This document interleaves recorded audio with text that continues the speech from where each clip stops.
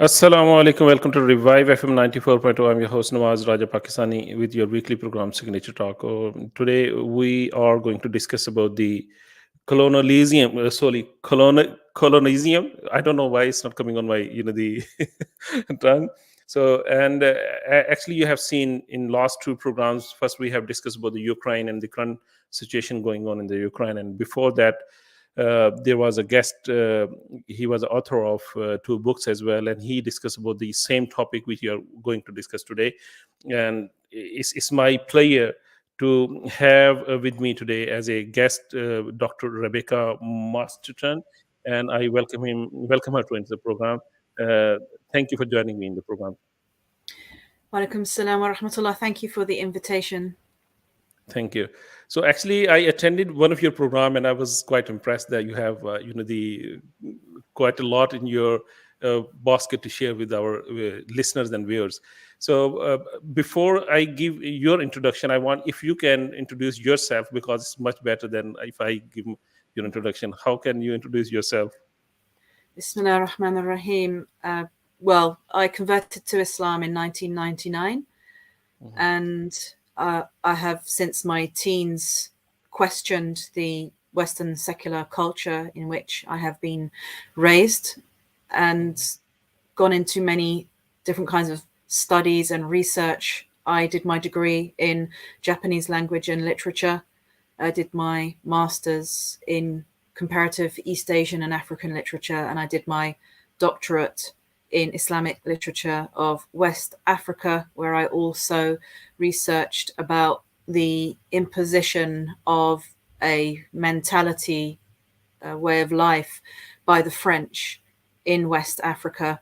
I have also taught at Islamic College in London for 20 years and been involved in media, various TV stations, producing and presenting different shows on Islam. So I have a wide range of Yeah, interests. yeah. About you told that you converted to Islam 1999.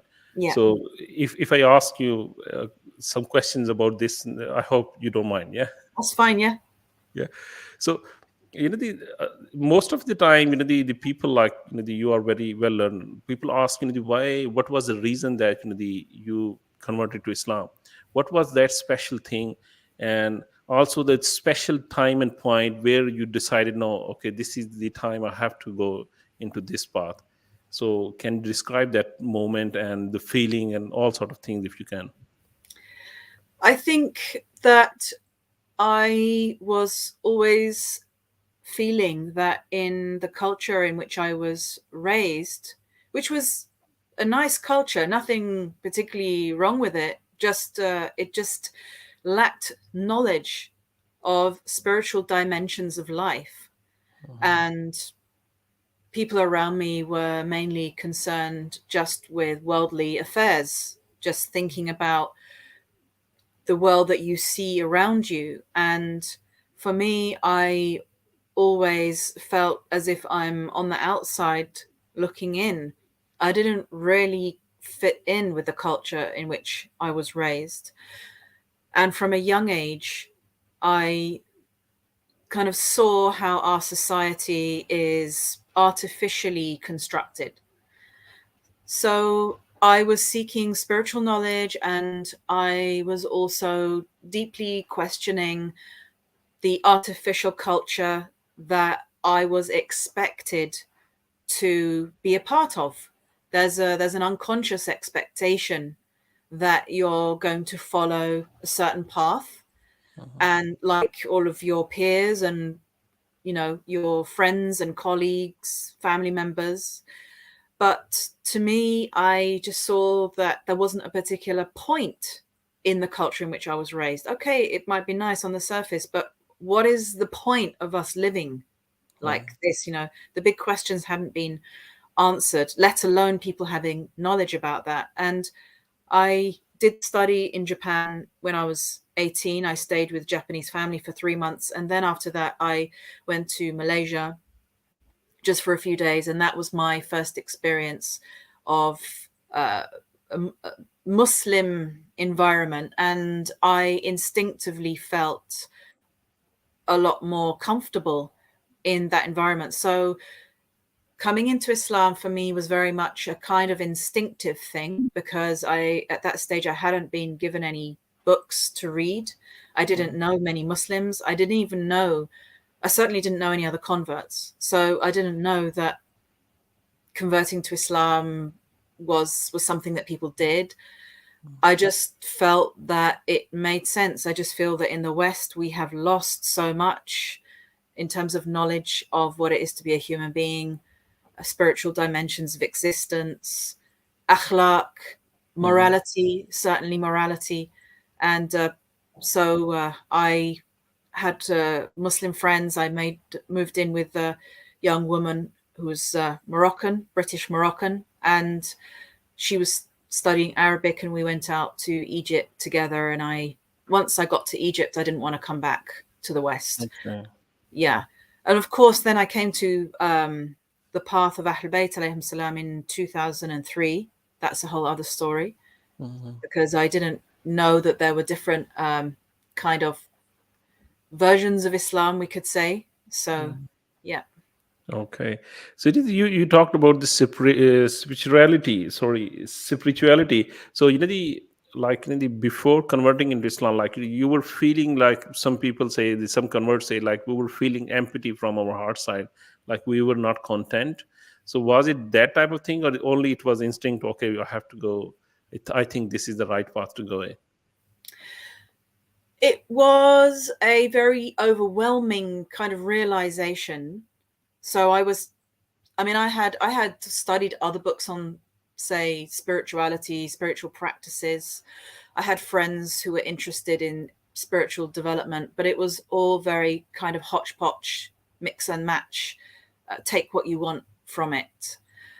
And when I spent that 6, 7 months in Egypt, I saw how Islam had influenced a whole civilization. It had created a whole civilization, and how belief in Allah was normal. It wasn't questioned. Like in the West now, there's this big debate on whether God exists and so on and so forth.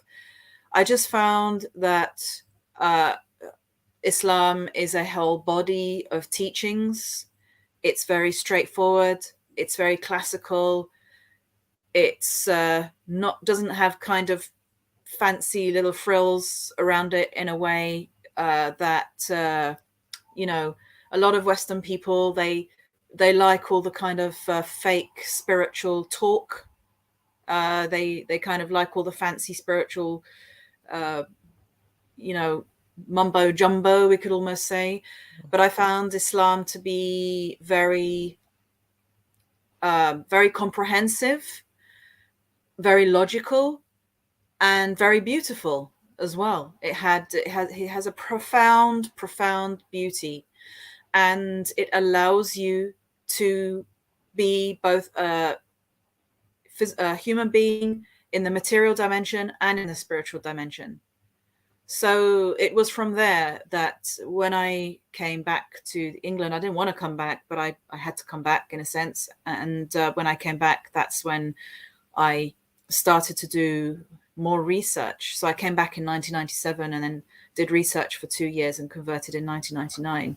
Yeah. So initially it was instinctive, but after that, then, I started to meet people, discuss, read books, and really kind of get into the study of it. Mashallah, it's frankly, I'm very blessed that I'm talking to you. I hope you will remember me in your prayers as well. Inshallah, likewise, Yeah, inshallah.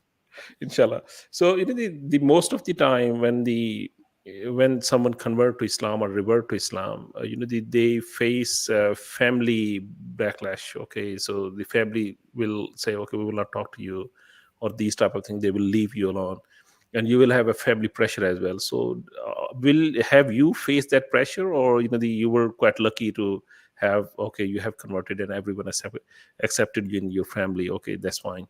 It's your choice to use it. No, I had It's a that tough as well. question. Yes. Yeah. I mean, bless them, and I appreciate, everything that they did for me as a child. And I mean, my mother passed away in 2013 from cancer, and alhamdulillah, I mean, they're good people, but definitely it was something very, very strange for them. They found it so hard to accept, and to them, I was just becoming an Arab, you know. Mm. And Especially you're converting in 1999 when the 9/11 was, and the time is quite crucial at that time as well. yes, Everyone is thinking the Muslims are terrorists. See? yes, I mean, it was already hard in the late 90s. Mm. I actually didn't know much about what was going on in the world with regard to Afghanistan or places like that. I knew a little bit, but not much. I mean, Islam hadn't really been, we could say, on my radar much. It wasn't something I thought about or knew about much. And so when I converted, it was purely just because I was just so impressed by the beauty of Islam, the logic of Islam, the fact that it still has so much that we have lost in the West. I mean, it was a really, really emotional issue for me, because people don't realize here, the irony is people in the West think that they're free, but I always felt trapped. I always felt trapped and suffocated in a Western culture. And I felt I could breathe in an Islamic environment, in an Islamic culture. So, and of course, you know, like Western people have been brainwashed with a certain idea of what it is to be free and how you should be free. And they've been convinced that they are the best in the world, they have the best culture in the world, they have freedoms that other people don't have, and this must be what everybody wants. And so when you go the opposite way and you actually even consciously reject some of the freedoms that you have, you do reject some of the technical freedoms that you've been given. They just cannot understand why. And so it has always been quite difficult for them to deal with. But I think the younger generations coming up in the family have a different attitude, because it's a different world now, you know, Mm. 20 years on. So they have Muslim friends at university, and they've, you know, got more of an open mind. So with the next generations coming up, it's been easier. But you know, the if we think about the current environment, and especially nowadays, I'm looking at you, mashallah, you are wearing a hijab, but you know, nowadays everyone is, you know, the against this hijab. So much people are talking about the hijab, that why these people are wearing hijab. Like, you know, the you said you have the liberty, like, you know, you have taken this yourself. No one is forcing you to do it. Even the Islam is not forcing you to do it. Islam is telling you, and you are accepting it. Yeah. So how can we tell these people that if any Muslim woman, she is wearing hijab, it's not her husband is forcing her, or her brother, or anyone is forcing her. He's taking by her own will. It's not for enforced thing, like, you know, the people think here. Yeah. I mean, it's, in a way, Islam is a worldview that people need to understand. And when I was in Egypt in the 90s, how I saw hijab back then was that, oh, it's just in some ways an item of clothing. Like, it's not this big deal that has it's been made out to be. I saw it as it's a norm. It's like it's not an issue. We have, you know, history of women from all different cultures going back 2, 3, 4, 5,000 years of it being normal for women to cover their hair. That was the norm. And it's only really with, you know, again, we're going to talk a little bit about colonialism, but it's only with kind of modernity and colonialism and Europe changing, with Europe changing, that has made the rest of the world kind of question themselves as well. And so I do think that sometimes the hijab has been made unnecessarily an object of discussion. It's been weaponized, and people have been made very, very conscious of it. And it's also a distraction from the real, more important issues, I would say. There are so many more important issues that we need to think about. And so for me, it was just, again, it was logical. It made sense to me. If we're trying to promote a moral society where spiritual development is the priority here, then everything needs to be geared towards spiritual development and cultivation. And that means you implement modesty in the society. You minimize the distractions, and that allows people to focus on cultivating themselves within. Yeah. Okay. We have to go on to the break. And for my listeners, we are with Dr. Rebecca. And if someone want to call us, they can call us 07. They can call us on the studio number. And we are going on to the break. After the break, we will discuss about the colonialism, colony, the British colony. I don't know why this word is not coming out of my mouth. So I'm trying to bring this word on my word. So after that, inshallah, we will meet after the break. Till then, assalamu alaikum. If you want to advertise your business on Revive FM, then visit www.revivefm.co.uk. Alternatively, contact our sales team now on 07944 56 5616. That's 07944 56 5616. अगर आप वजन घटाना चाहते हैं तो ये इसे ठीक करने के बारे में नहीं बल्कि शुरू करने के बारे में है। सेहतमंद तब्दीलियां किसी न किसी तरह छोटी तब्दीलियों के साथ शुरू होती हैं और आपको अंदर बाहर बेहतर महसूस करने में मदद करती हैं ताकि आप सेहतमंद हो और अमराज से लड़ने के ज्यादा काबिल हो सकें। आपका वजन कम करने में मदद के लिए NHS के पास बहुत सी तजावीज हैं। सर्च करें बेटर हेल्थ। आइए शुरू करें।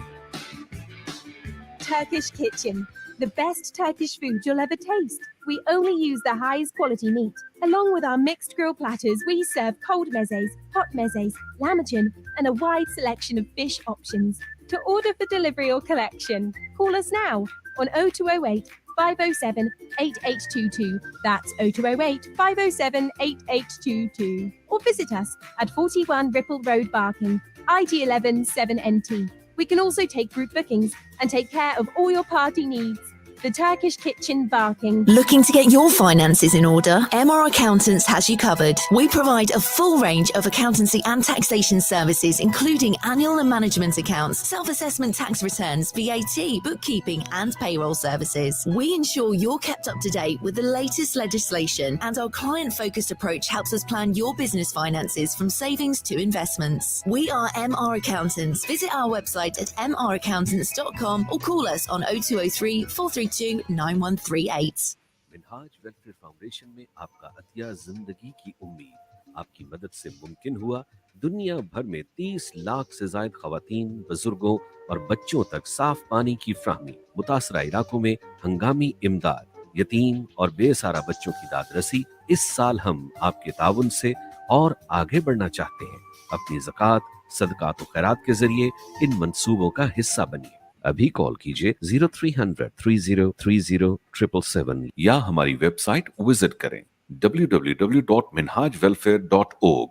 With over 40 years experience in the industry, Plachette Carpets is the place to go for all your carpets, laminates, linos and wood flooring. We have an established network of suppliers, which means we can offer some of the best prices in town. We offer free estimates, free measurements and now even free fitting. Call us now on 0208 472 8568 or visit us at 157 Plachette Road, Upton Park, London, E13 0QZ. Does your pizza excite you? The London Pizza Depot invites you on a journey with our worldwide inspired pizzas. To the smoke and jerk drums of Jamaica, to savor the Caribbean hot, to sunny California, to enjoy the greatest invention, the Cali cheeseburger. Transport yourself with every bite. Our authentically prepared hand-stretched dough, freshly diced veg, finest cuts of halal meat, and our 100% mozzarella cheese ensures the delivery of a masterpiece every time. Visit www.londonpizzadepot.co.uk or our branches in Ilford or Plaistow. Now you can enjoy buy one pizza, get one free every Tuesday. T's and C's apply. Thinking of selling or letting your property? Need someone reliable to find the best prospect for your home? Well, look no further. Kamran Adams is here to take care of all your needs. Our professional and experienced team will guide you through the entire process and ensure you find the right client for your property. For a no obligation quotation, contact us now on 0208 558 2000. That's 0208 558 2000. Or visit us at 30 Church Lane in Leytonstone. Kamran Adams, always at your service. Revive FM 94.0 on the radio, on your mobile, and online. Assalamu alaikum. Welcome back to Revive FM 94.2. I'm your host Nawaz Raja Pakistani with your weekly program Signature Talk. And today is with me Dr. Rebecca, and we're talking about the colonialism, especially about the British colony. And we would talk about, I want to talk about and take knowledge from you about British, when they were ruling India and Pakistan, that colony, because they were the colony of Britain as well. I spoken to one of the author, Yaqub Nizami. He did wrote a book on Pakistan, say Englistan, from Pakistan to England, and he discussed about this British colony. And he said, at that point, I realized that no, the India and Pakistan and that colony, they were quite rich as well. Like nowadays, we think we think like we were like this, like we are. Sorry to say, it sometimes feel we are dumb as compared to these, the white and English people. So he told me that, when in 1600, when the first Portuguese ship landed in India, the combined India, and when they went there and they saw, this is this is a very rich place, and the people like to go there to earn some good money. Like the people now from India and Pakistan, they are coming into this country and they're trying to earn the money. So if you can tell us about the history, so that we people know actually what has happened from 1600 till now with this colonialism in these countries. Bismillahirrahmanirrahim. Yes. So I have studied colonialism in South Asia and also Africa, particularly the methods that were used by the British and the French. So we see that the whole process started by engaging in trade. And as we know, India allowed the East India Trading Company to settle there. That was approved by Elizabeth I of England. She gave her official stamp of approval for the East India Company to exclusively engage in trade with India. And yes, India was massively wealthy. I think there was a report that came out recently that calculated in today's terms how much wealth has been extracted out of what is now India and Pakistan. And it's something like 470 million pounds or dollars, if not more. I need to get the statistics for that. So they worked in different ways. First of all, you start off with trade, and then you start to exploit the weaknesses of that nation. So if you see that the nations are being ruled by different clans, different families, and different tribes, each of whom want power, then what the people that eventually became the British, they were good at exploiting these differences. So they would befriend people. This is one thing that they do. They still do that today. They will befriend you. They will, behave like they're very trustworthy, that they have your interests at heart. I mean, nowadays people still think that, say, the British are very honest and straightforward people. I've been quite surprised at hearing this opinion of the British even today by people whose lands were occupied by the British. And then what they will do is they essentially will stab people in the back. I mean, this is, their method, that they always have a strategy. And people, say, in the subcontinent were not aware of the strategies that were being used for deceiving and duping the populations. I think also that, because they won over people's trust, and they still do that today, they win over people's trust in terms of, they kind of convince people that they will be the best people to manage their affairs. This is what the East India Company did with regard to landlords in the subcontinent. They said that we have a much better method of collecting taxes from people living on your land. Allow us to manage your economy, and then we can get a cut. We can, this is a deal we can do. And they did the same in Egypt. When Egypt was kind of suffering under Ottoman decadence. So this is another mistake that people have made in Muslim countries, is they have become decadent. They have started to neglect their people. They have started to develop a love of position and wealth for themselves. And this is a weakness that is exploited by the British. So, they have misspent the wealth of their country. This is what happened in Saudi as well. And so the British say that, we can see that your economy is weak, it's crumbling. And this is making the people angry and restless. And now your position is under threat from a potential revolution. So we will help you to manage your economy. We will pacify the people, and we will support you in your domination of your people.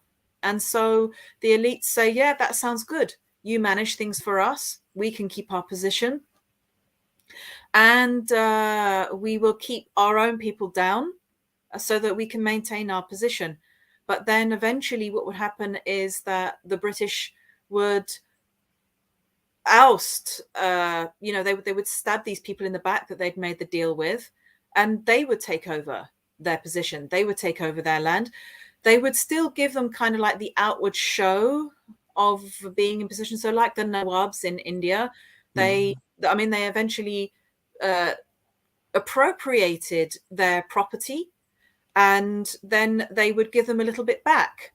So they would take their land, they would take their wealth, they would encourage them to invest their wealth in European banks, and then they would freeze the wealth that was in those European banks.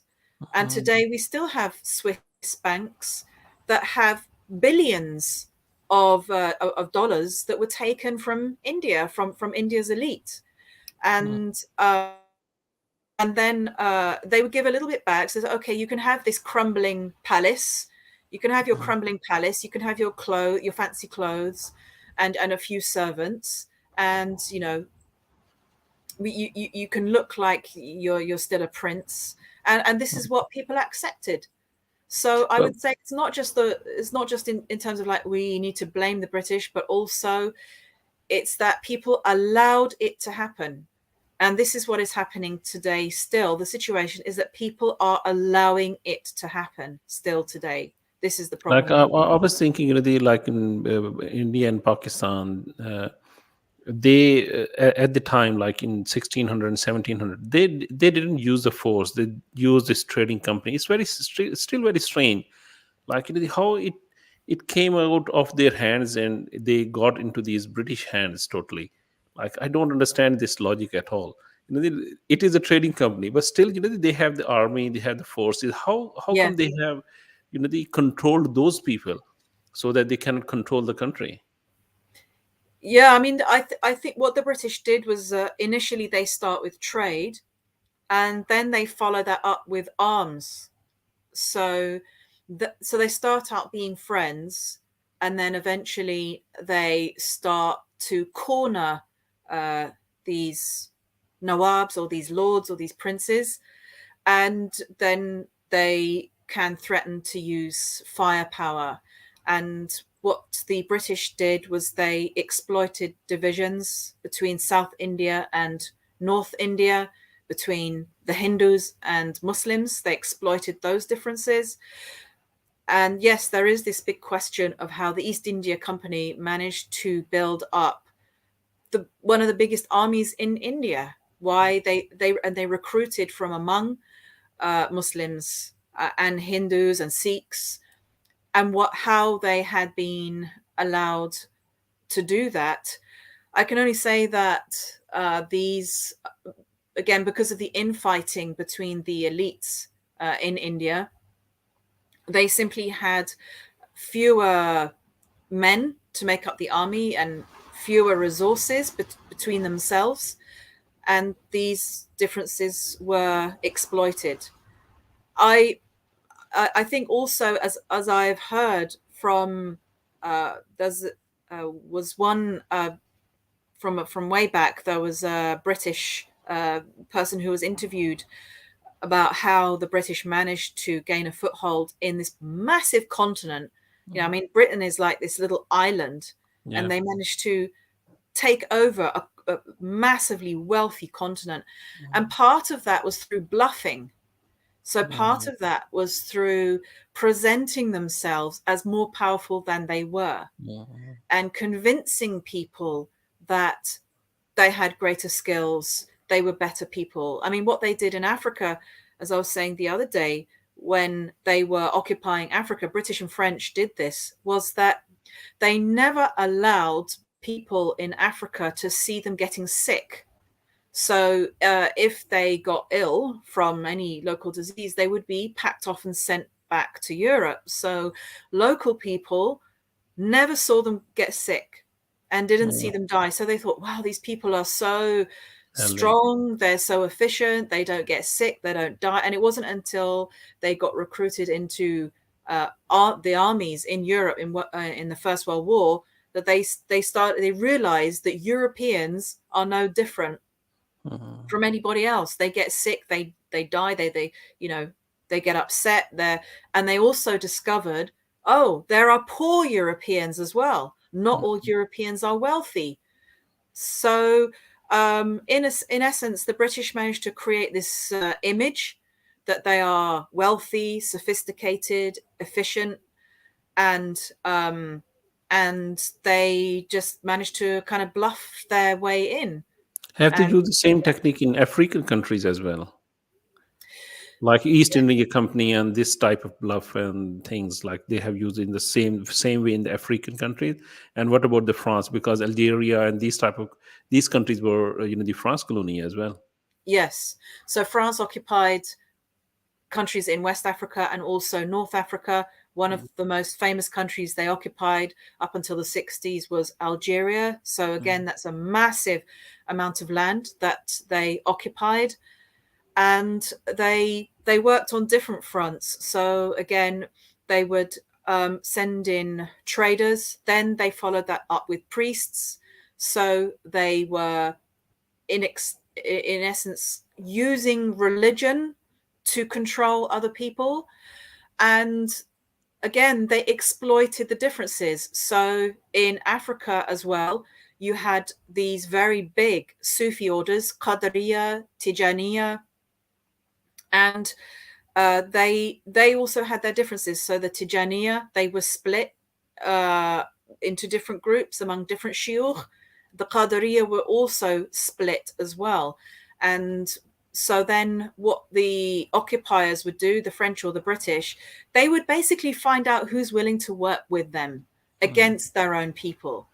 And so then they would, and again, it's doing deals. So like the Tijaniya, they would find, they would see that there's an argument between two branches of Tijaniya, and they would say, we will back your side, we will give you weapons, we will give you funding, if you, in return, work with us and allow us to exploit your resources. And so it was always like kind of deals being done.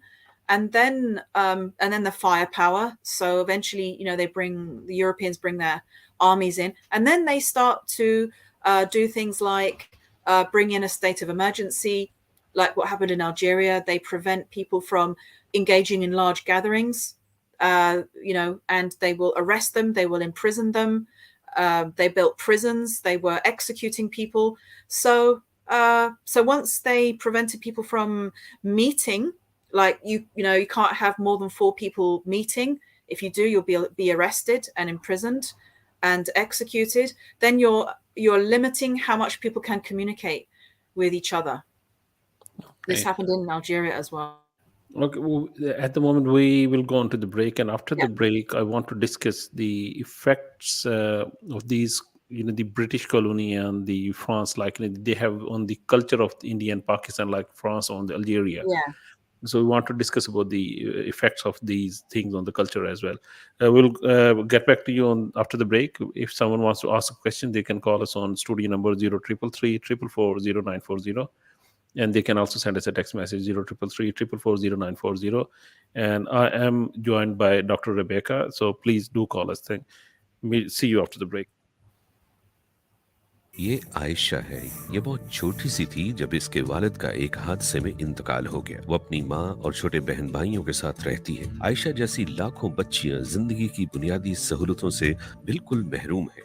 यही वजह है कि वो school भी नहीं जा सकती। Minhaj welfare foundation ने आपकी एहतियात और अपनी खिदमत दुनिया भर के यतीम और बेसहारा बच्चों के लिए वक्फ कर दी है। एक यतीम और बेसहारा बच्चे का सहारा बनिए। आज ही अतिया कीजिए। अभी कॉल मिला 0300 3030 या हमारी वेबसाइट विजिट करें www.minhajwelfare.org. Thinking of selling or letting your property? Need someone reliable to find the best prospect for your home? Well, look no further. Kamran Adams is here to take care of all your needs. Our professional and experienced team will guide you through the entire process and ensure you find the right client for your property. For a no-obligation quotation, contact us now on 0208 558 2000. That's 0208 558 2000. Or visit us at 30 Church Lane in Leytonstone. Kamran Adams, always at your service. Thinking about selling or letting your home? With Maxwell Estates, you don't need to look any further. Well established with over 15 years of experience, Maxwell Estates are specialists in residential sales and lettings. We manage over 200 properties in and around Northwest London, keeping our landlords and tenants updated with all the latest laws and legislations. Based in Edgware, our experienced specialist negotiators always ensure we maximize the full potential of your property. Call us now on 0208 952 0808 for a free no-obligation quotation, or visit our website www.maxwellestates.co.uk for further information. Maxwell Estates, the name you can trust. If you want to advertise your business on Revive FM, then visit www.revivefm.co.uk. Alternatively, contact our sales team now on 07944 56 5616. That's 07944 56 5616. Waris Food Store, the place to go for all your meat and groceries. We stock thousands of items from fresh fruit and veg to all your favourite Ramadan food products. Based at 420 Hoe Street in Walthamstow, we can deliver anything you need right to your doorstep. Just give us a call on 0208 521 0000. Waris Food Stores is now also available on Uber Eats. Looking to get your finances in order? MR Accountants has you covered. We provide a full range of accountancy and taxation services, including annual and management accounts, self-assessment tax returns, VAT, bookkeeping, and payroll services. We ensure you're kept up to date with the latest legislation, and our client-focused approach helps us plan your business finances from savings to investments. We are MR Accountants. Visit our website at mraccountants.com or call us on 0203 432 9138. अगर आप वजन घटाना चाहते हैं तो ये इसे ठीक करने के बारे में नहीं बल्कि शुरू करने के बारे में है। सेहतमंद तब्दीलियां किसी न किसी तरह छोटी तब्दीलियों के साथ शुरू होती हैं और आपको अंदर और बाहर बेहतर महसूस करने में मदद करती हैं। ताकि आप सेहतमंद हो और अमराज से लड़ने के ज्यादा काबिल हो सकें। आपका वजन कम करने में मदद के लिए NHS के पास बहुत सी तजावीज हैं। सर्च करें बेटर हेल्थ। आइए शुरू करें। Revive FM 94.0 on the radio on your mobile and online. Assalamu alaikum. Welcome back to Revive FM 94.0. I'm your host Nawaz Raja Pakistani with your weekly program Signature Talk, and today I am joined by Dr. Rebecca, and we're discussing about the colonialism, and especially now we'll discuss about the effect of this British Empire on the culture of India and Pakistan in particular. So what do you think? How did they affect the culture of India and Pakistan? Did they brought this culture to the Britain as well, or they just they try to impose their culture in India and Pakistan? Yeah, thank you. Yes, I just wanted to correct the figures that I mentioned earlier about how much was taken from India. So you can find this online. There was some research done by someone called Utsa Patnaik, and it's published by Columbia University Press. And Patnaik calculated that Britain drained a total of nearly 45 trillion from India from 1765 to 1938. And this was done through a scam. So, they managed the economy in such a way that they scammed people out of, this amount of wealth. 45 trillion at that time. My God. Well, it's 45 trillion in today's terms. But yeah, that's how much was scammed out of India, like basically stolen out of India, and that was through a kind of a scam that was run with the monarchy, with the British monarchy. The British monarchy were in on this scam, and so I can recommend for people to do more research into that, because I see comments on, for example, on Twitter, where people say, white British people will say about why people are coming to Britain and taking from Britain's benefit system and so on. And it's like, well, actually... Taking the jobs, especially. Yes, taking our jobs and all of that. And it's like, well, Britain enriched itself by stealing 45 trillion from what was then India. Yeah. And in terms of what else? That's what I was going to ask. What else they have stolen? Like other than this, from their culture as well. Like what they have done with the culture, because that is more disastrous than this. The money thing. Yeah. So actually, the disaster in culture that has been exported around the world was, I would say, also imposed within the West as well. So we have the kind of traditional values of Europe, which were Christian values, family values, we could say, even some kind of spirituality, that was also destroyed. As this report says, part of it was due to the Industrial Revolution. So you have a change in values, kind of like a bourgeoisie arising, the middle class, and then we have the importance of self-enrichment growing, and then of course the development of science, a type of a science. And after the 1920s, after the First World War in the 1920s, this is when culture really dramatically changed, and we see this actually coming out of Hollywood. So I would say that there is also a kind of group of people working behind the scenes who want to enrich themselves, gain greater power, and they do this by undermining the family. And how they undermine the family is by undermining the position of the woman in the family. And how they do this is to fool women in society by saying that, oh, you don't want to be a wife, you don't want to be a mother in your family, you want to be liberated, you want to be free, You want to be able to, be independent of your family and do whatever you want to do, however you want to do it. So in essence, what was preached to women in Europe initially and in United States was that you should be able to do whatever you want when you want.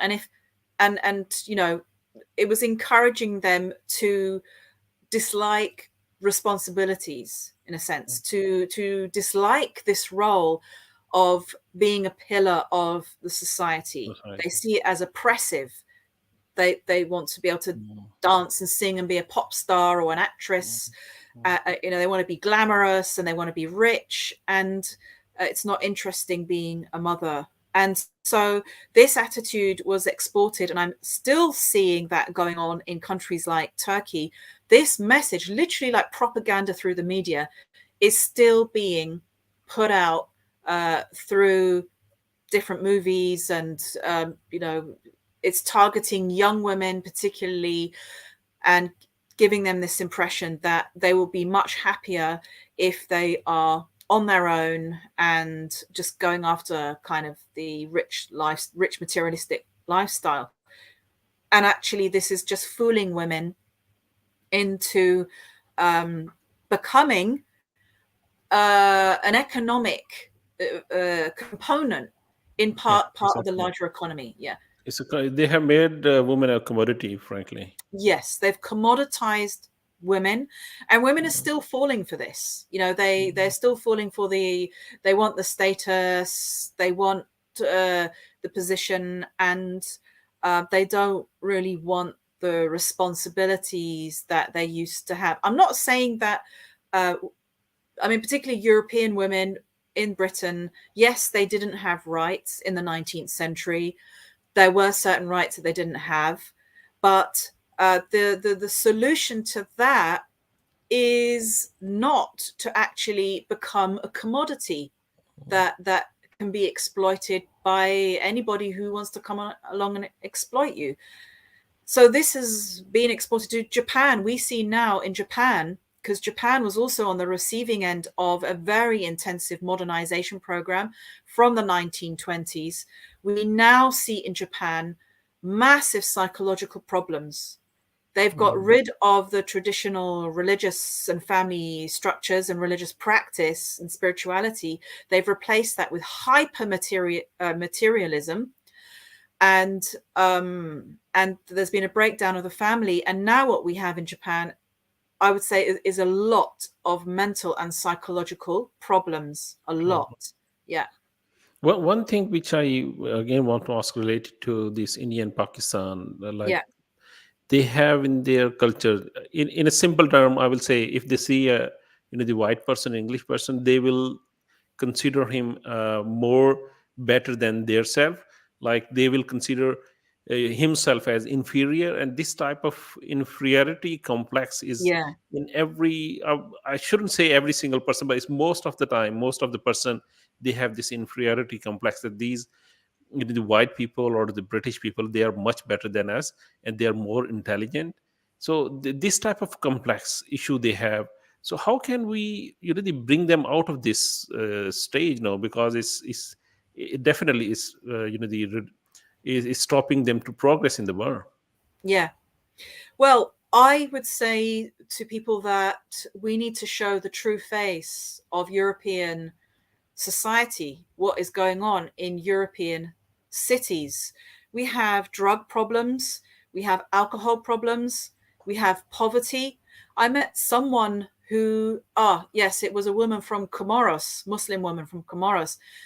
She was raised in Paris, but she came over to study in London. And she said, I never realized until I came to study in London that there's poverty in London and a lack of education.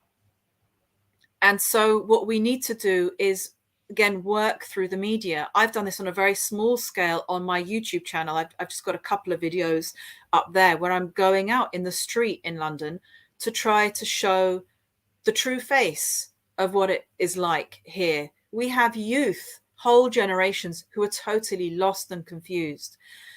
So the world has been on the receiving end of a false message. I mean, this happened to us in the UK in the 70s. We were getting a lot of movies and TV series coming out of America. So for us in England in the 70s, America was it. Like everyone wanted to be American. And as kids, when we used to play games together, we used to use American accents. We used to try to speak like an American because like America is so great, you know, and it's not until you go there that you realize, oh, this is just a fake image, and that actually there's poverty, there's lack of education, and in fact, United States is in debt. It's in massive debt. So I would say that for people who are listening in on this, to if we have any filmmakers out there, if we have any journalists and reporters, if you get the opportunity, try to come over to Europe and try to show the real face of Europe. Especially in Northern England, we have immense poverty up there. We have families of 3 generations who haven't found any work for 3 generations.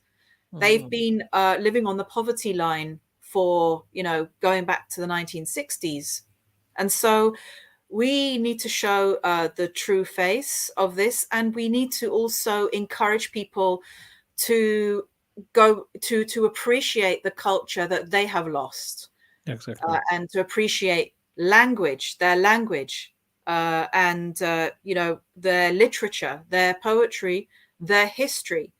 And it needs to be a collective effort to try to remind people of their great history. Yeah.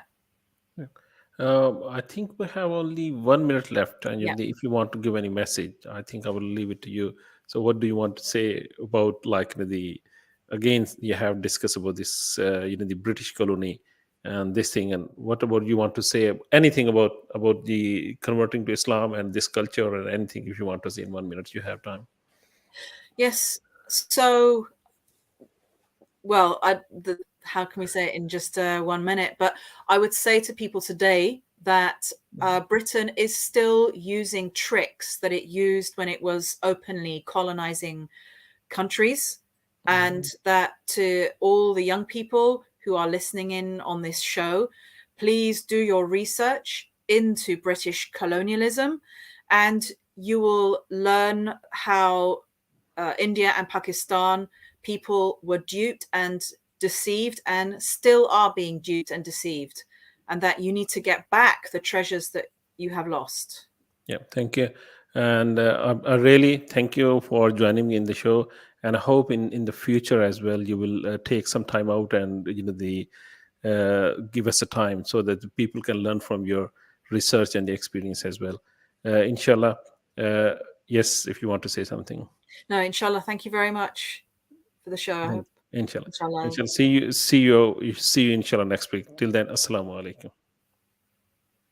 Does your pizza excite you? The London Pizza Depot invites you on a journey with our worldwide inspired